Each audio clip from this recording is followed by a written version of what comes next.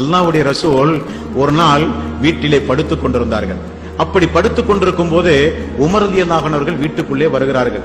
வீட்டுக்குள் வந்து ரசூல் ஸல்லல்லாஹு அலைஹி வஸல்லம் வீட்டை அப்படித்தான் முதலிலே பார்க்கிறார்கள். சட்டன தூதருடைய வீட்டுக்குள் யாரும் செல்லக்கூடாது, அனுமதி இல்லாமல்.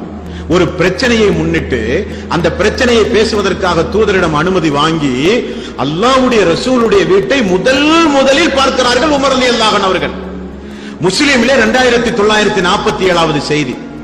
முதலில் அந்த வீட்டை பார்க்கிறார்கள். வீட்டை பார்க்கும் போது ரசூல் ஸல்லல்லாஹு அலைஹி வஸல்லம் உறங்கிக் கொண்டிருக்கிறார்கள். தலைக்கு மேல் ஒரு தண்ணீர் பை தொங்கப்பட்டு கொண்டிருக்கின்றது. ரசூல் ஸல்லல்லாஹு அலைஹி வஸல்லம் அவர்கள் படுத்துக் கொண்டிருக்கிறார்கள். அந்த கட்டிலினுடைய அந்த கயிறினுடைய தழும்பு முதுகை அமர்த்தி கொண்டிருக்கிறது. ரசூல் ஸல்லல்லாஹு அலைஹி வஸல்லம் அவர்கள் போர்த்திக் கொண்டிருந்த போர்வை அவருக்கு மேலே இருக்கிறது. வீட்டிலே வேறு எந்த பொருளும் இல்லை, எந்த பொருளும் வீட்டிலே இல்லை.